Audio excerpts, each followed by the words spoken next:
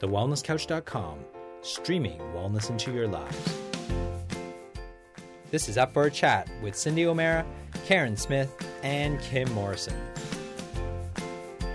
Here we are, up for a chat about the hottest topics that are important to you, inspiring you to awaken the change within. I'm Karen Smith. I'm Kim Morrison. And I'm Cindy O'Meara. And she's eating. Meat. I'm grossing them right out. Just putting it out there. And you know what? Really, it's, good. Kim's going to get some photos. And the dog loves me. Look at this. That's so Ziggy cute. loves me. So, listeners, today we are at the beautiful, amazing, inspiring creature. Her name is Jess Ainscough. So we're at Jess's house right now, and we've decided that we wanted to interview Jess because we believe she's got a story that will move the hearts and minds of millions. And she's also somebody who is blazing her own trail and her own path in the wellness genre, where, plant-based diets, Cindy. While I eat my meat. While you eat your meat. Plant-based diets are a way to go. And I have to say that, Jess, you've been an amazing inspiration for me because my diet has been nothing short of traumatic, probably over the last sort of 5 or 6 years. And since you and I started working more closely together, I've watched you glow and grow. And it's really inspired me. And you're one of the key people that I originally... Well, you are the person that I originally started following with your Make Peace With Your Plate ebook and all of your recipes. You were the very first person that I started following, and yours were the very first recipes and books that I downloaded. Oh, now that's Ziggy. That's Jess's little baby who you're going to see a photo of when you go to the website. The cutest little thing you've ever seen, but quite demanding. Eating Cindy's meat. I love it. Look at that face. Look at it.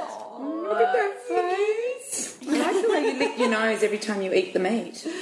Nice. Where are those manners? Where are they? Yeah. Where are they? He'll shake.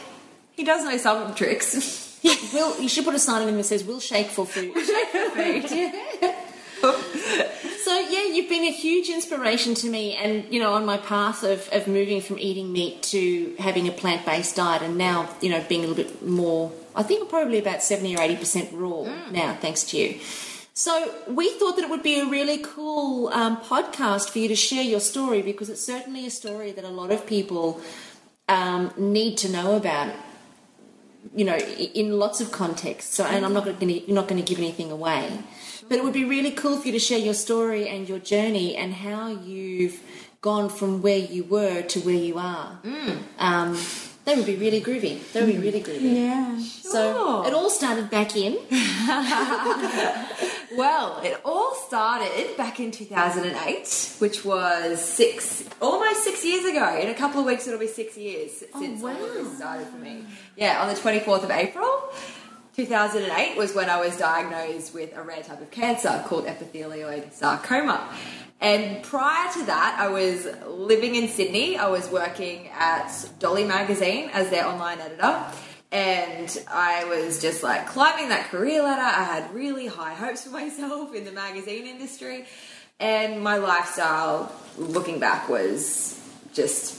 Typical of a young person. It was a wreck. reality. Yeah, but it was typical. I was 22. You were 22, right? Yeah, so I was 22, and my lifestyle was so much fun. I mean, I had access to the best parties 3-4 nights a week where I was fed a steady stream of free alcohol and free canapes. And I didn't know how to take care of myself, but I didn't really see that as an importance because I was just having a ball. And most 22-year-olds don't because you are just having a ball. Your body looks awesome. You've got energy to burn. You can back up day after day, hangover after hangover. You can back it up and go from Thursday through to Sunday night with ease. Yeah. I remember those days myself. It was just... Oh, no, they can't have been that good if you remembered them. Touche. Good point there. Yeah, you should only be able to remember snippets. Yes. Yeah. The peace all those together. Actually, you shouldn't have any memory. The only thing you should have is photographs. Now, all the young people don't listen to these three. I wasn't like that at all. No. No, I didn't do that. No, I didn't. No. So not everybody does it. Actually, I was only talking to my sister today, and she was saying the same thing. She said because I was the youngest and she was the oldest, she kind of, was the most responsible in the family, and because she was ahead and I could always look up to her, I knew she'd rescue me, I was the least responsible, so I got into all the trouble. Well, it's interesting, isn't it, the family dynamics of... Well, my sister got into all the trouble. Yeah. And she was the oldest. And she was the oldest. Oh, and yeah, right. she got into... But then I watched what she was doing and how it hurt my parents. Right. And I didn't want to hurt my parents because I love my parents, And so it's really interesting, But I don't think she hurt them because she didn't love them. Did she? No, not at all. She did it because that's what she wanted to do. She wanted to go out and party and drink and smoke and whatever else she did. And we know what she did because she got pregnant. Yeah, right. Very young. So back to Jess. Back to Jess. It's not about us today.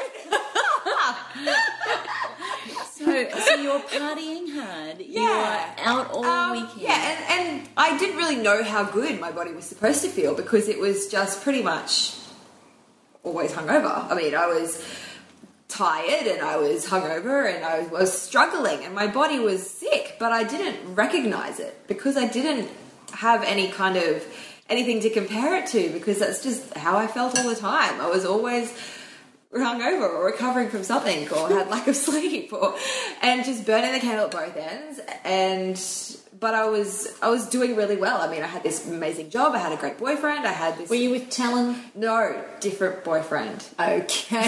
Okay, no, that was someone else. Yeah, right. That was somebody else. Right you are. Foot in mouth. Let us not speak of that again. We were friends back then. Because Jess has got the most gorgeous, spunky partner, and he's so good to you. Yeah. He's so good to you. So make sure you weave him into the stories when you meet him. Because I think that's going to be so good to hear.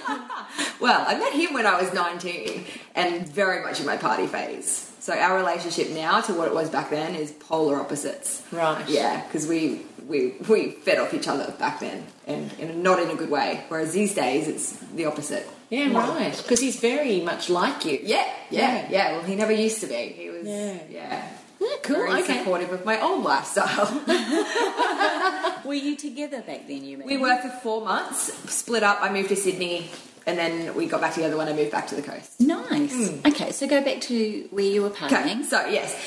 I was partying a lot. I was drinking a lot. I was taking a lot of drugs. All of the fun stuff that any typical person in their early 20s does. And then I was diagnosed with cancer. So, first of all, what was the symptoms? Like, what happened for you to even get to that point? well, Cindy knows this story of when my symptoms started. Not many people know this because I don't speak about it often, but my symptoms started when I was 16 years old.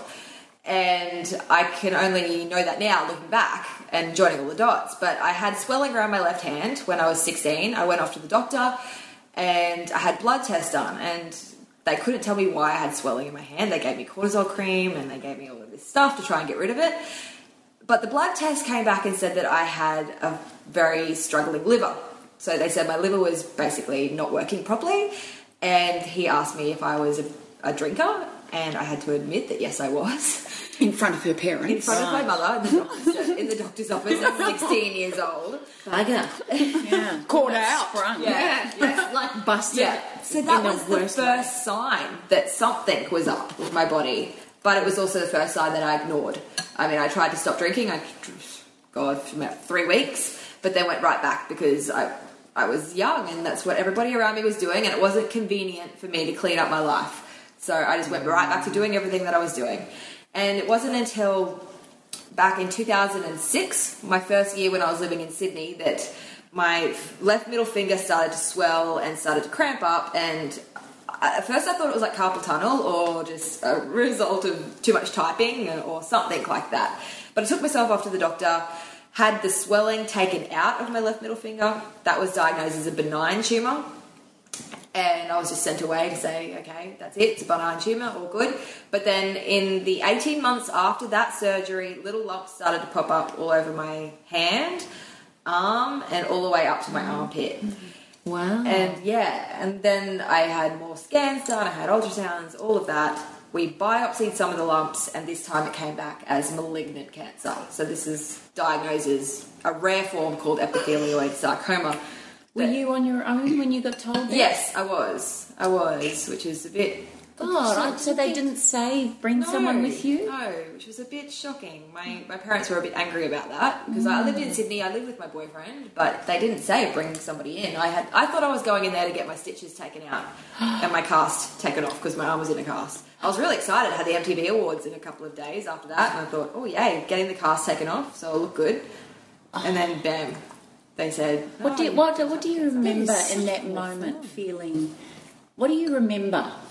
And how did you feel? And did you have flashbacks, or did you think, oh my gosh, what have I done? Or what went through your head? I just went numb. Like every time I get... Because I've been diagnosed a couple of times now, and every time it happens, it's the same feeling of just numbness and a sickness in the stomach and just shock. Like I didn't cry. I didn't really show how I was feeling. I just kind of just went numb and just couldn't really believe that it was happening. Did your parents fly out? Did they? Yes, my mum was in holidays in Tasmania at the time. She flew up that afternoon, and Dad flew in that night as well. Yeah, and they basically didn't leave. Yeah, Mum pretty much moved herself in and started just researching everything and taking care of me, and she changed my diet pretty much from the start, and with my resistance because I really didn't want to. Are you an only child? Yes. Okay, yeah. So then they would have really committed and wanting it. And when you say research, was she quite a vigilant researcher, like interested in all options? Or? All options. Okay. Yeah. We didn't know much about alternative medicine back then. I mean, my nan had passed away from cancer, 2001. And we'd done a bit of research, or Mum had done a bit of research back then. So she knew about things like ghost therapy and juicing and all of that. So we started doing it, but not doing it properly. I mean, I was just getting juice from Boost Juice and thinking that was okay. And that's healthy option. Yeah, I had no idea. A smoothie at McDonald's. Yeah. Oh, isn't that hilarious? That is hysterical. Let's get healthy. Smoothie at McDonald's. Yeah. Commercial juice. I healthy think that. Well, a healthy version at Kentucky Fried Chicken is a wrap. Yeah. But Well, I guess if you don't know different. if you don't know differently. Yeah, another thing, you laugh about the Hungry Jack's thing, or what did you say, KFC? I went to Red Rooster and I ordered a wrap. Just like, what did I get? I can't remember what it was, but I ordered something that I thought was healthy. And I'm like, yep, this is it. I'm doing a good job. I just had no idea. Yeah. No idea how to take care of myself. But Mum was definitely the driving force behind all the researching and just became obsessed with it. And I hated it because she was telling me all of these things that I could no longer have. And I was just like, please stop reading. Stop taking away things from my diet. Yeah, I thought that my life was over because I was no longer allowed to eat Thai food and pizza, and I was no longer allowed to drink. And what about your friends? What happened? Was there a network that surrounded you, or did everyone pull away from you? Because you can have that polar extreme. No, they were reaction. amazing. I've got the best friends. I've had this same solid group of friends since I was 13, and they were just incredible. And then my friends in Sydney were the same, just amazing. Yeah, I haven't had any kind of people pull away from me throughout this whole journey, which has been really, really good. That's surprising. Awesome. It's been surprising with how many changes I've made, and in the beginning, how much of an aggressive arsehole I was, pushing my beliefs on everybody around me. Oh, were you like a reformed smoker? Kind of, yeah. Right. Yeah. Right, yeah. one of those. Yeah. Right. Yeah, and no one left, which was good. They all bit their tongue. They made allowances. I'm sure they spoke about me behind my back, but Quick, she's coming. there. Here she is. Hi. That's right, Ziggy. Ziggy knows. Yeah. Ziggy knows. And so what happened? How long was this period of your mum researching, you're changing your diet? How long? What happened next? Gosh, that period lasted 5 years. We just never stopped. It was just constant researching and surrounding ourselves with all of this information.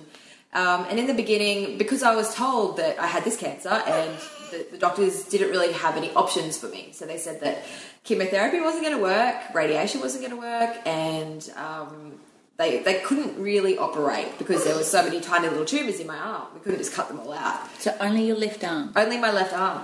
So my doctors wanted to amputate. That was their first option, and that's what they thought was going to get rid, or not even get rid of this. They said that it was going to buy me time. They said... So do you mind me interrupting you here? Yeah.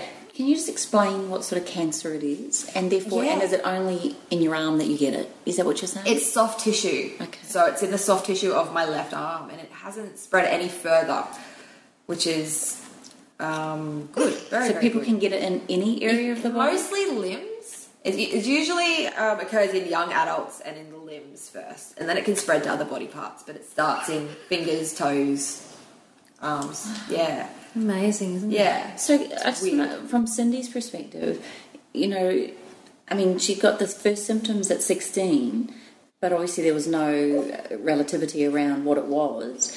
And then her life. So was it the environment, or is that genetic? Like what? Because her grandmother died of cancer. Like, does that? How would that have worked with someone like Jess? She wasn't partying, or she had just started partying and drinking at 16.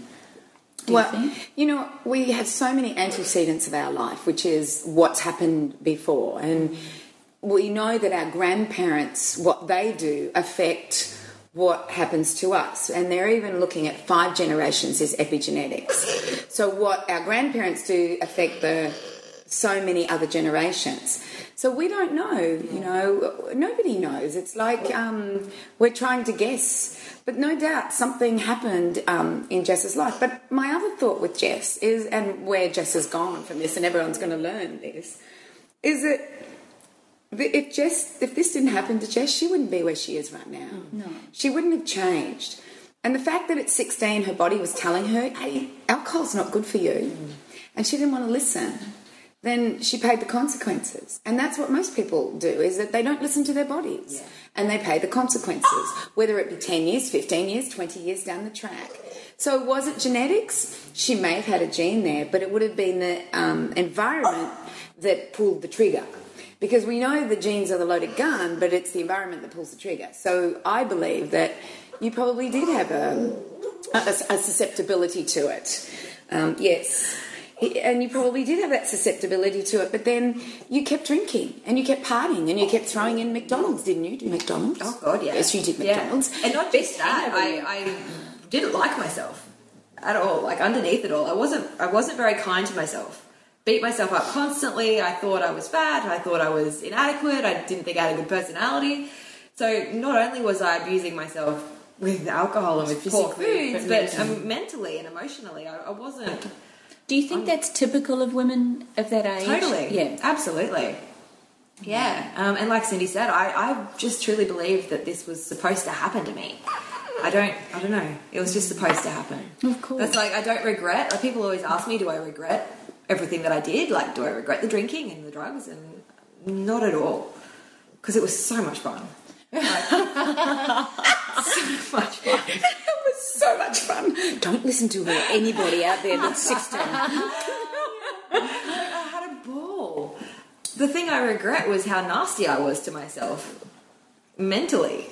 I think that played more of a part than anything else. Talk about that. Like, what used to go through your mind that makes it so memorable to you now when you reflect back on that time of your life? Because a lot of people would say, when they look back on that time of their life, yeah, I was partying, I was doing this, I had this boyfriend or that girlfriend, and I lived here, and I had this job, or I drove this car, or travelled here or travelled there. But most people wouldn't have a recollection of the conversation that used to go on between their 2 ears. But you do. And it's obviously very poignant. So what was that? I don't remember exactly what used to go through my head, but it was along the lines of just not feeling like I was good enough in any kind of scenario. Like, I always felt like I wasn't good enough. That I didn't have a good personality, and that's also one of the reasons why I drank so much, because I thought that made me more fun and more interesting. And made me comfortable in front of people. I mean, I was always shy. I was especially shy in front of boys. Very introverted in a way. And then alcohol kind of broke down those walls a little bit. So I just didn't think that I was good enough. What would you say to if there was mothers and daughters listening or young women listening to this now in hindsight? What would you say? Would you still say, hey, do the drugs, do the drinking, do the partying? Like, is that seriously what you're saying? No. Yeah. No, I mean, I think if you... I don't tell anyone not to do it.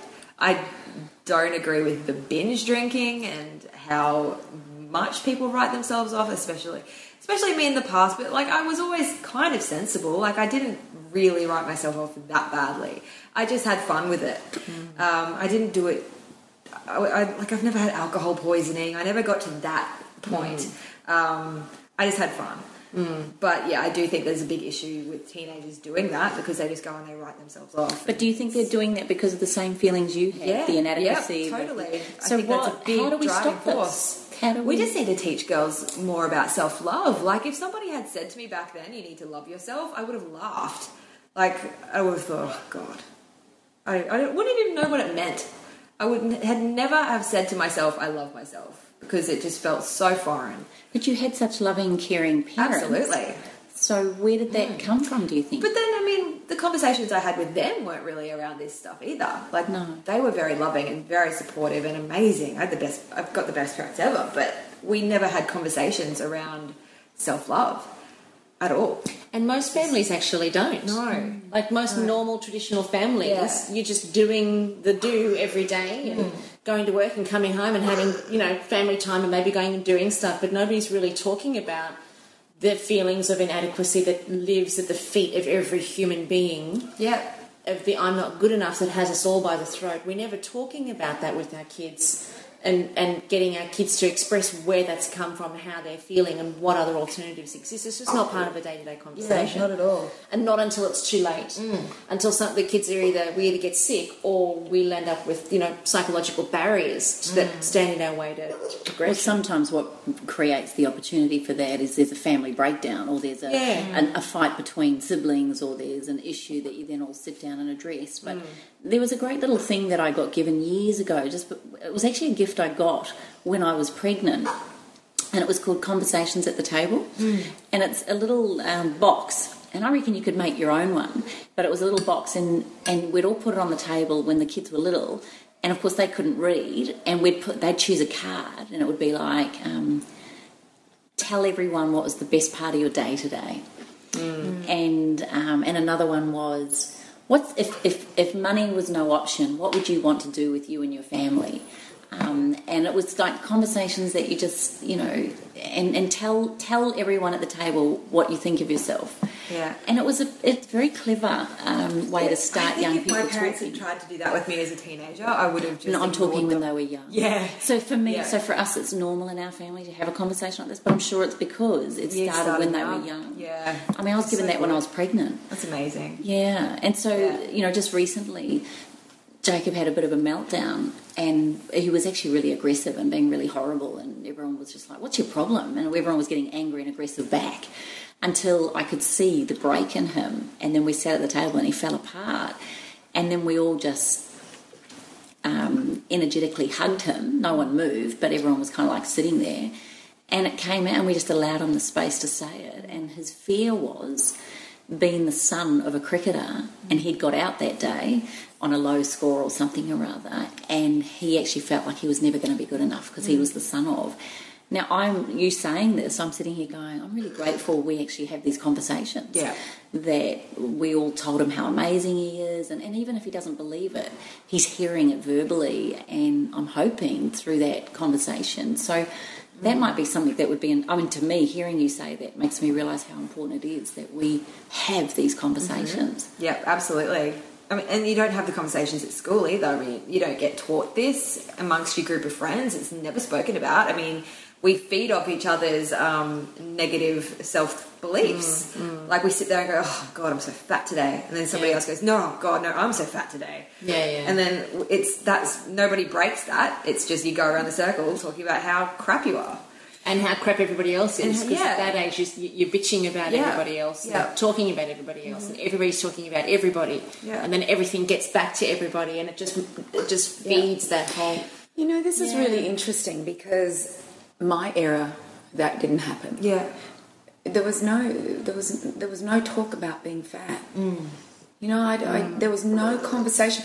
I remember we used to sit out with our skirts up to our as far high as we could get them, and we were in school uniform, and our socks down, and getting a tan every lunchtime. Talking about we needed to shave our legs. You know, there was never a conversation back then. So our generation was very different. Old. I am older. I'm definitely a lot older. I'm your mum's era, you know, your mum's era, and we just. I'm not listening. I'm ignoring her right now.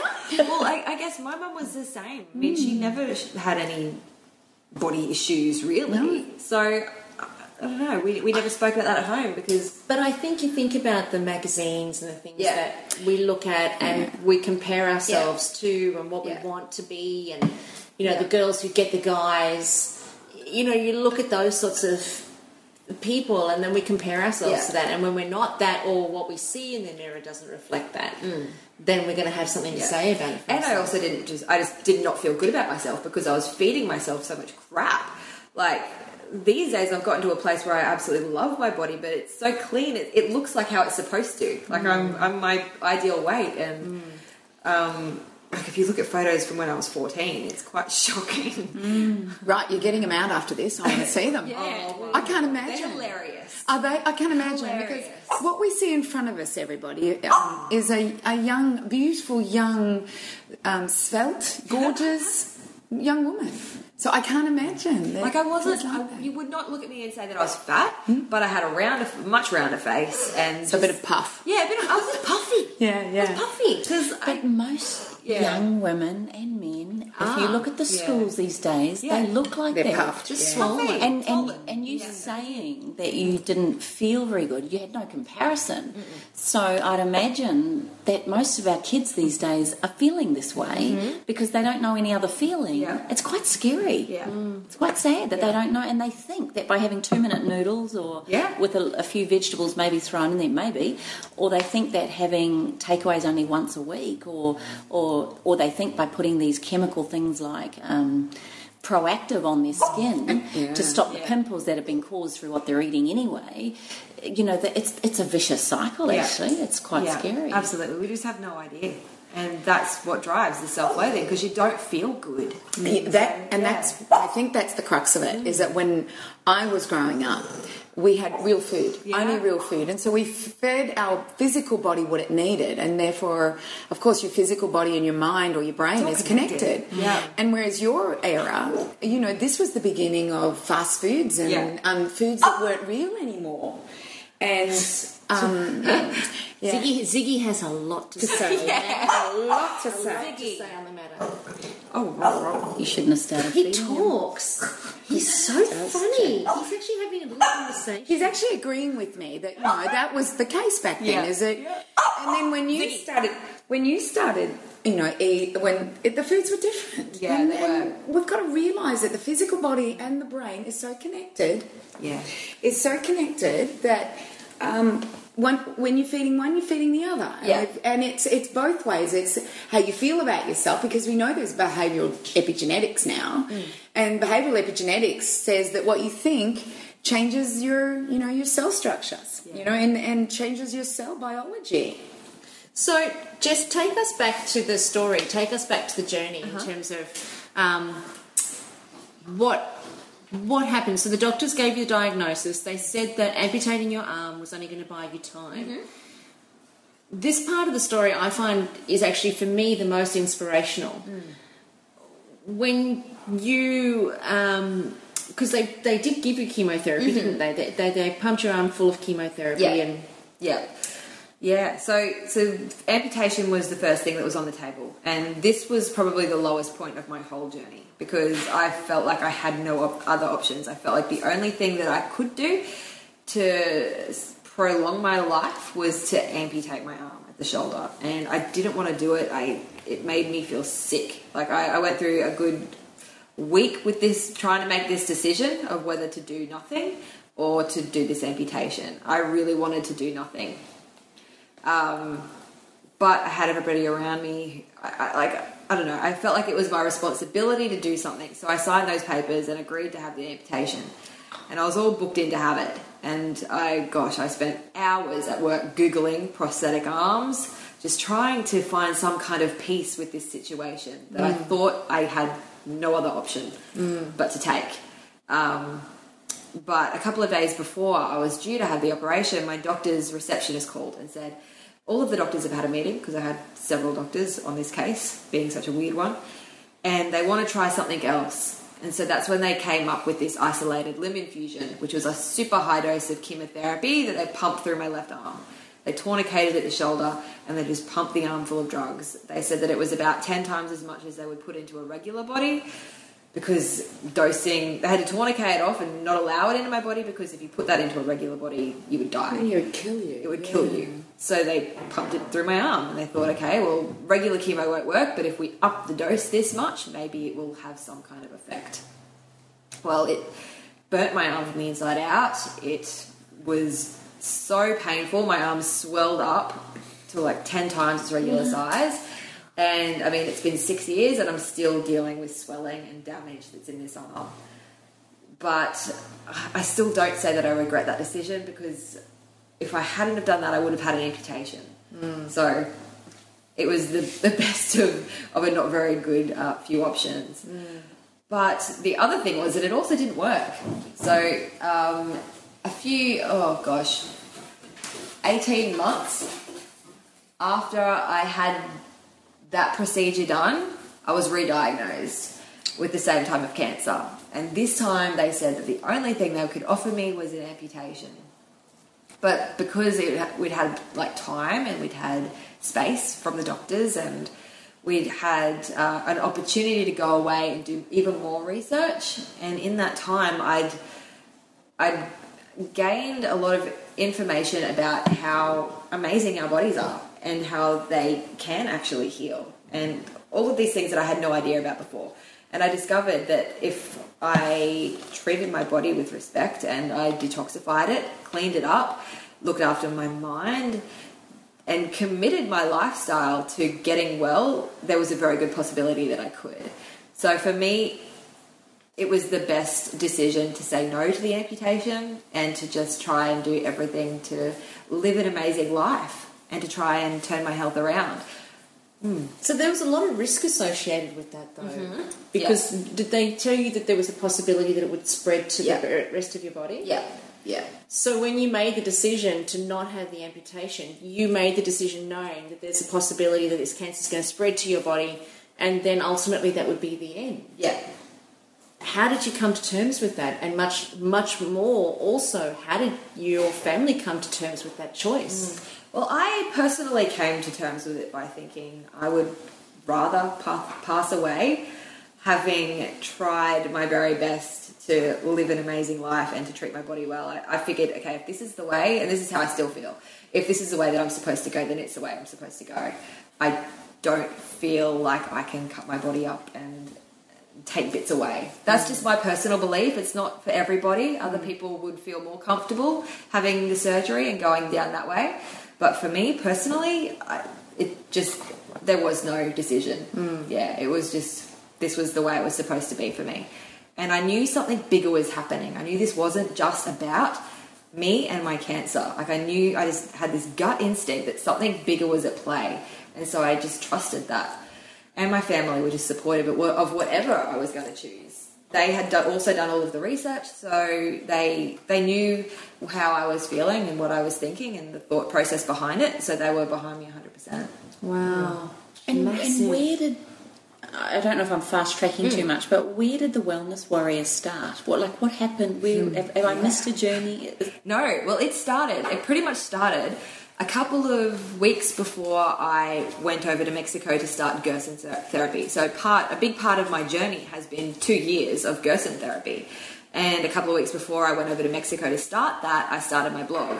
Because I was a writer in my past life, and I was very much craving that creative outlet again. but I wanted to do it without being censored because I was edited. Yeah, we're not being edited because I knew that the things that I wanted to write about would be. So I thought, okay, a blog's the perfect way to do that. I can say whatever the hell I want, and no one's going to What year was this? 2010. Okay, just when blogging started. Yeah. So there weren't. I mean, blogging had been around for a little while, but there weren't. It wasn't as saturated as it is now. So I was definitely one of the first, I guess, in Australia of the wellness blogs. And how did you come up with the Wellness Warrior? I'd seen it in a lot of places. I think I'd mentioned Dr. Oz had said it a few times. Chris Carr had used it in her terminology, and it just made me feel empowered. It just made me feel really good. So I thought, I'm just going to call myself that. I thought, if I call myself that from the start, then that's how I'm going to feel from the start. Nice. And that's how I needed to feel. I didn't want to feel like a victim, and I didn't want to feel like I was suffering from cancer. I wanted to feel like a warrior. A warrior. It's a powerful term, and it goes back centuries. Yeah. So I loved it when I saw it. I just loved it. Yeah. And for me, it wasn't about fighting the cancer. No. I've never wanted to fight it because I've known it's part of me, and you can't fight against something that's part of you and expect to win. So for me, warrior was just about empowering and being in control of where my life was going.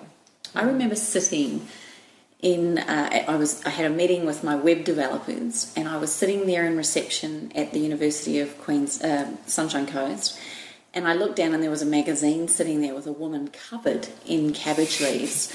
And I remember picking up, I'd never heard of you before this, and I think... Were we together? Were we? Yeah, I remember the same thing, yeah. Were we? The cabbage leaf girl. Yeah. And I remember reading your story and getting a real tear in my eye and thinking, God, I'd like to meet you one day. So it's quite cute that we're sitting here. But I remember reading that, and I remember feeling like you weren't fighting anything. You were standing up and you were speaking a language that really resonated with me around wellness. Mm. So tell me how you went from your partying days now into thinking about blogging, and how did that feel to transition into now writing about everything that you weren't in your early years? Yeah. Well, it's been an interesting process. I mean, in the beginning of my blog, I was quite angry and very passionate. I'd just been through a very big ordeal for somebody so young. Like, I didn't really realise it. I've only just started to think about that now. About everything that I had to go through and how my writing reflected that, because I was pissed off at what happened to me. And so I was very angry in what I was writing about. I was writing about all of the injustice with the medical system and doctors and all this stuff. And I've since evolved from that and softened, and my perspective is much wider.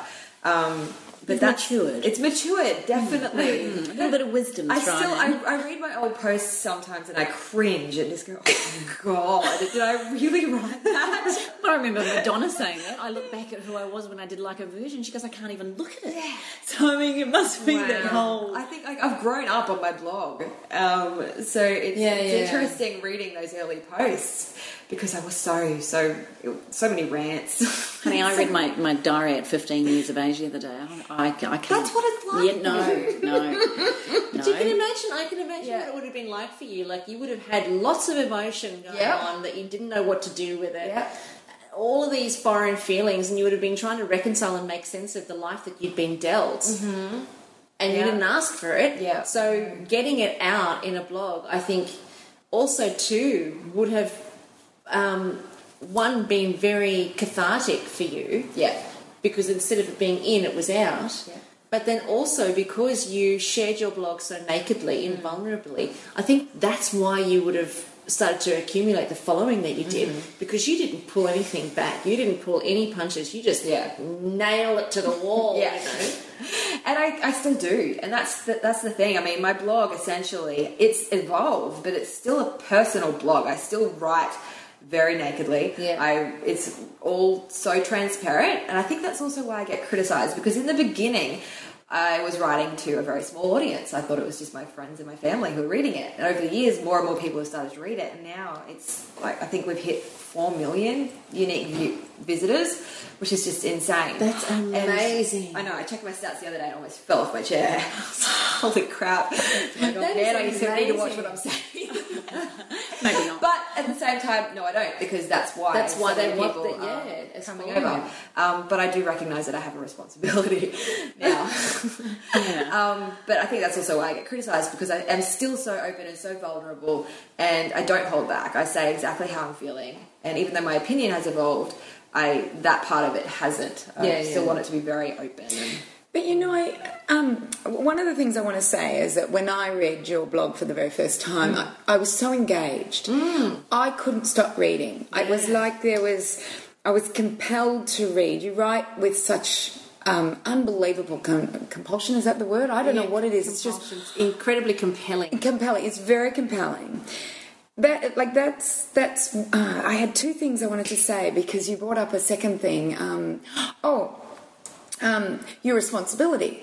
So, you know, we know what we know now, and we say what we say now on our knowledge. And I listen to immunologists who say, do not listen to what I said in 1985 and 1995. Our knowledge has changed. We know more about the immune system. So, in my way of thinking, you're writing exactly the way you're meant to be writing it, and you're saying exactly what you should be saying. And I wouldn't curb my tongue. No. If I was you, I would say exactly what I was believing and thinking. And we have freedom of speech, although that is beginning to change. You know, we've got the HCCC in New South Wales that are stopping people like you saying what they want to say. So I say keep saying it as long as you can. Oh, absolutely. Yeah. And I think that's the beauty of the medium that you've chosen, because you're not beholden to anybody in terms of the content that you write and the way that you write. You write the way that you write, and thems that doesn't like it, thems does not have to read it. Exactly. And thems that loves it, thems can read it. Yeah. You know? Yeah. I think so just so that people that don't know you listening to this, what are you talking about that is creating criticism, and how have you learnt to evolve to cope with that criticism? I think my story in general, it attracts criticism because it's not conventional. I mean, I've gone down a path that is right for me, but it's not right for everybody. And there are a lot of people out there who have strong opinions about the path I've chosen. And these people can be quite vocal about it. So they like to tell me that they don't approve. Well, you got 4 million unique visitors. There's going to be someone that doesn't like what you're saying. That's the other thing, and I mean that's also why I really I pay attention to the criticism, because I try to see if there's any truth in what they're saying, and I like to learn from the truth. I've learned so much from my critics, but at the same time, it doesn't really faze me, because I mean. Did it faze you in the beginning, though? Yes. And did it push buttons back to when you were fearful of rejection and not being good enough and everything? Did it push buttons? A little bit. I mean, I've never started my blog in order to be popular. So right back then I was more flipping the bird to the computer screen. Yeah. I think we all do that one, don't we? Yeah. So you talk about the path that you've chosen. Cindy, if only we had a photo of that. Oh my goodness. But you do. You get so angry and you're just going. These days I have less anger. It still stings sometimes, especially when they're quite personal and horrible. It's why things are nasty. But I realise that the more people I get on board, of course, the more criticism I'm going to attract. So you mentioned that you've gone down an unconventional path. What is that path? Well, I've chosen at this point not to have any conventional treatment. I mean, there is no conventional treatment that is effective for what I have. And my doctors will all agree on that. Right. Amputation is all that they can offer me.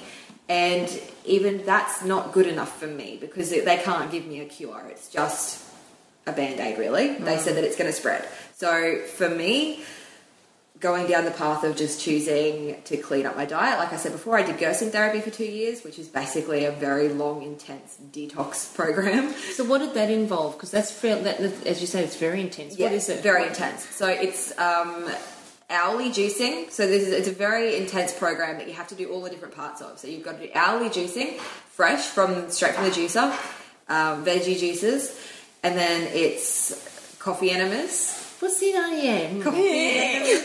I knew you were going to do that. No, see, poses up bums with coffee in it. I don't know. My favourite. Have you not heard the way she likes her coffee? Short black and up her ass. Give me strength, you people. I don't mean to criticise. Oh, lordy. All right, carry on. Carry on. The best part, seriously. My mission in this life is to make coffee enemas cool, and it's happening.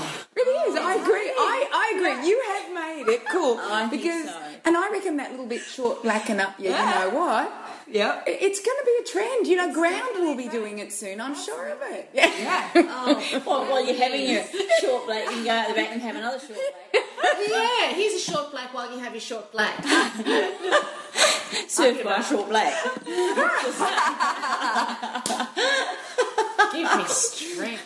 It's always about poo or tart or something. You know, there's always I guess you brought it up. Jess brought it up. I know. Topic. It had to come up at Had some to point. come up. You were asking the question. I know. Uh-huh. So carry on. Yes. Yes. Coffee enemas. Once a day? 5 times a day. Great. 5 times a day. In the beginning of Gerson therapy, it's 5 times a day. That reduces over the time, but still now I do 2 a day. She's addicted. I tried to go down to 1 and I couldn't. What do you mean? I just really like them. It's addictive. It's coffee. It's caffeine. They make you feel good. What do you do when you're away? Can you do them when kit you with me? can? Yeah, I've got a travel kit. Nice. On the plane? I don't do it on the plane. I do it Right. when I land, though. It's the best way to clear those plane toxins out. Oh, yeah. Yeah. Oh, yeah, I'm with you. Best way to make you feel good after a big flight. Straight to the bathroom. And what? The bathroom at the airport? No. At the Wherever you're hotel. going, yeah. She'll wait that long. I'll get my bags first. I can't even picture it. Hey, like I can't even wrap my head around it. Does it have to be a certain coffee?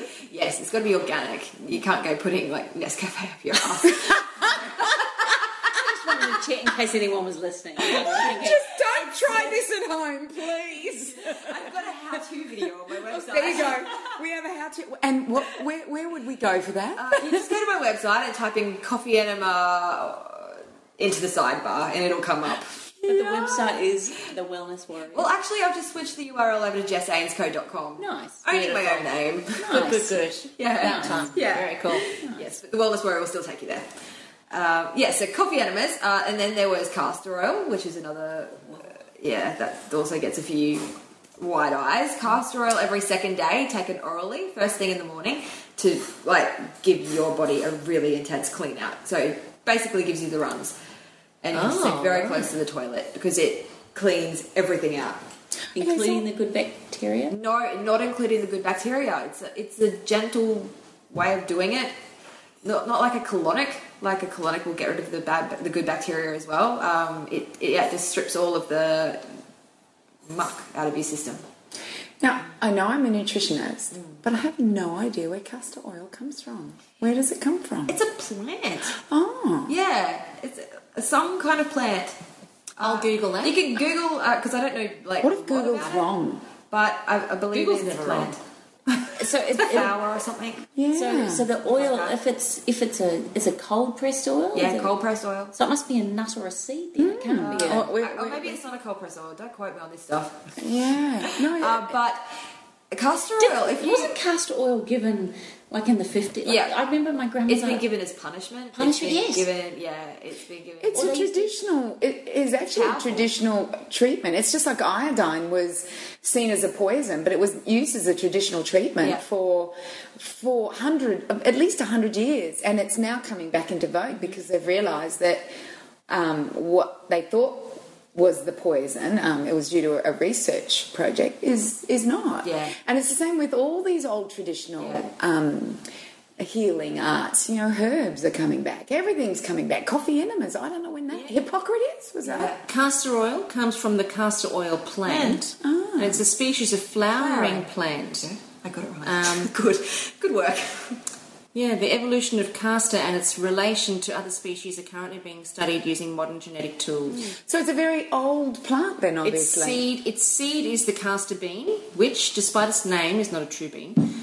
Castor is indigenous to the southeastern Mediterranean basin in eastern Africa and India, but is widespread throughout the tropical regions. Castor seed is the source of castor oil, which has a wide variety of uses. Comes from the seed. Wow, And if it's you a constipate seed. it will clear that right up. That's what I'm sure it was an old wives' tale for totally. constipation. Yeah, Richie my grandmother used to talk about it. It's really powerful. And you'd have a teaspoon. Was it a teaspoon of molasses or something they were giving as well? There was like you got a teaspoon. I used to of take 2 tablespoons. of castor oil. And that would just clean you out. Yeah. Clear me out. You have to stay very close to the toilet. within second, like minutes. Half an hour, probably. Where do you get it from? The organic store. Right. Health food stores can order it in if they don't stock it. That's what And we used to online, do. probably. Online, Yeah. just make sure it's organic. Yeah. Do you still take Chemist, no. I would like to, but after doing it for so long, I like that look. Okay, so you but hang on, let's just clarify this. You won't have a teaspoon of castor oil, but you'll shove a tube up 2 your throat. tablespoons. Okay, so you And won't it have makes you teaspoon. feel like you're hungover. It's horrible. Righto, The okay. taste is bad. You're out for the whole day. You can't do anything. Oh, really? Oh God, no. Oh, okay, fair enough. Okay, fair enough. Yeah, right. And I had to do this every you second just- day. Okay. So every second day, I was pretty Out. much out of it. Brain. Were you over there doing this? You I how was long? in Mexico for 3 weeks, Alright. and then I came home and I did it all for 2 years. Wow. Yeah. What else did you have to do? I had to completely overhaul my diet, so that was the other massive part of it. So I had to eat all organic, still to do to this day. It's my biggest thing. I had to eat basically vegan, so and a lot of food. Like my diet was the same every day, but it was a lot of food. So I had like rolled oats for breakfast every day. Lunch was a bowl of Hippocrates soup, which is a special veggie soup, a big plate of salad, and a baked potato and cooked vegetables. So I'd have all of those elements for lunch and for dinner. Wow, that's a lot. Yeah, And you have to. That's part of the program. You can't skip on any of it. and then you're doing those 13 juices. 13 juices Yeah. every hour. Every hour. So you never really left the house for 2 years, did you? Because I remember when you were in the cabbage dress on the front of the magazine, I went, I'm not going to meet her one day, I'm going to meet her now. So I ended up ringing Jess, and because I felt that I needed to talk to you. I just felt I needed to say to Jess. What was her number in the magazine? Was it? No. How do you just get in touch with someone on the cover of a magazine? Sure, I stalked her. Yeah, I remember, I think Howie, your husband, sent me an email and said, Cindy O'Meara wants to connect with you. I almost fell off my chair. I'm like, are you serious? I've got her book on my bookshelf. Me and my mum thought it was the coolest thing. And then Cindy came over to the house. We were so excited. Well, she couldn't leave the house. No, she yeah. can never leave the house. So I went, well, I'll come to you. Yeah. So, and it was just because, you know why I wanted to connect with Jess is that here Jess was a very young girl who had overhauled her life. And I felt that she was a beacon of light for other young women, especially. I know there's a lot of men out there that are in trouble too, but you, for me, was someone who was holding the torch. I was in my 40s, obviously, late 40s when I first met you. Almost 50. But I just felt that, I wasn't getting to that young group. And so I wanted Jess to know that you keep going, you keep doing what you're doing, and you let these people know. And now what I'm seeing, Jess, like you were the first, and now it seems to be rampant. Yeah. There are so many young women that are getting this. Yeah. And, I was just at a conference, 800 women in the room, and maybe 20 men. And that was it. And they were all wanting to be coaches of health. And, and your name was mentioned by one of the speakers. Plus, I think there were a couple of other young women. And, I think it's really important. That was how I felt. I needed to encourage you. And I went to meet you, That's awesome. It was really cool. You've gone on to write the forward of my book. Yeah, I felt so privileged for that. That was amazing. And your book, Make Peace with Your Plate. Make Peace with Your Plate. So that came. How beautiful. That came about. It was first an ebook. And then I got a publishing deal with Hay House and turned it into a proper book and extended on it, and it's It's very different to the ebook. A lot of people think they're the same, but it's very different to the ebook. It goes into a lot more of my personal story. It's a brilliant. It does actually, yes. A lot of stuff in there that I haven't spoken about at all on my blog. But as much as you're speaking a lot to the younger generation, I sent your book to my stepmother who's suffering with cancer, and she just rang the other day and said, I'm halfway through the book. She'd only just got it. I'm halfway through Jess's book. I can't put it down. It's really inspiring. Yeah. So she's a grandmother. Yeah. And getting something from it. So I think that's the beauty of the way that you're writing, that you are actually, you know, I think it's wonderful. I think it's appealing, and I think it's real. Yeah. That's what it is. Yeah. It's real. Yeah. And you give hope.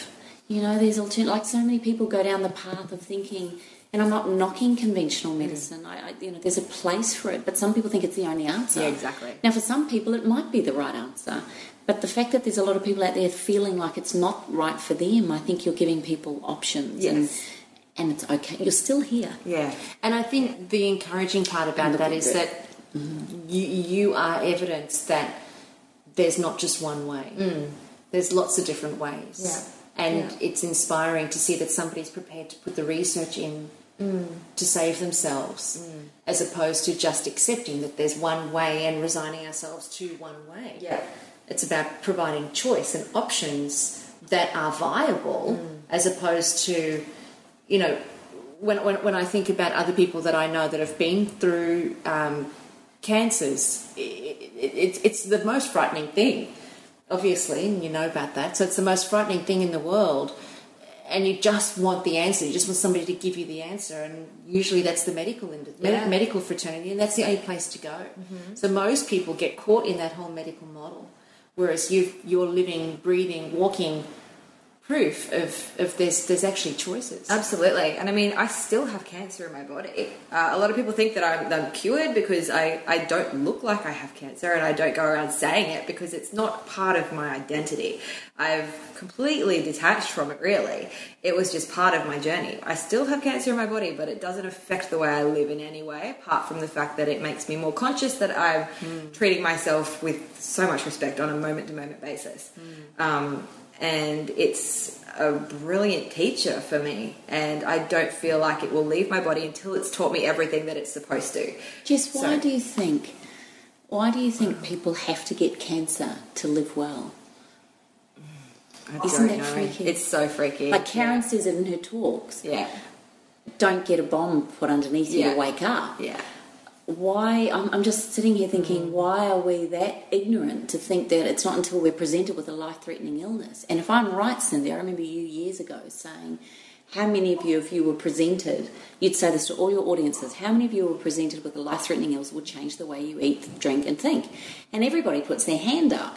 And she said, well, statistics show actually only 1 in 10 of you actually will. Yeah. Even when they're presented with a life-threatening illness. Yeah. There wouldn't be many that would do what you did. No. They would just follow the medical fraternity and probably would not be here now. Yeah. Probably. Yeah.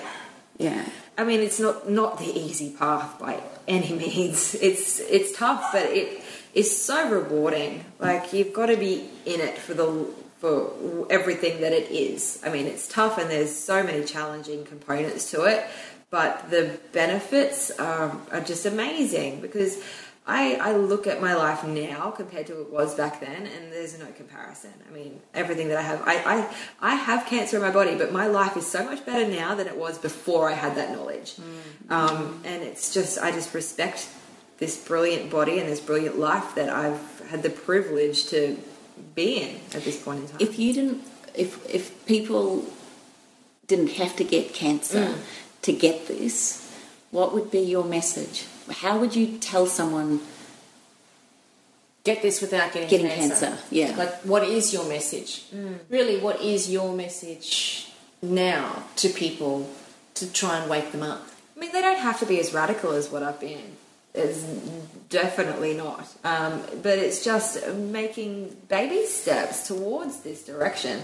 And just being open to how good they can actually feel. Because that's what everybody wants. All you want to do is feel good. And people don't feel good.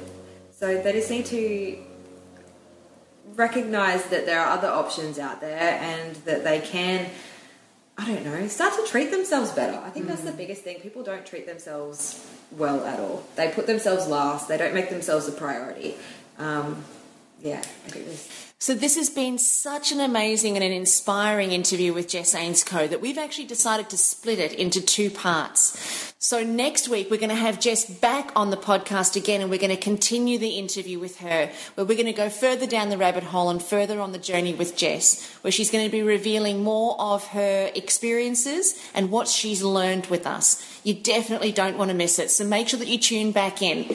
What we'd really love to hear from you right now, though, is your comments on this part of the podcast, on this part of Jess's journey. So go to our Facebook page at allthews.facebook.com/up for a chat and post your comments there. Or you can also post your comments on allthews.thewellnesscouch.com/up for a chat. And join us here next week for more of Jess Ainscough and become part of the ripple effect that's changing the world. We'll see you on the ride.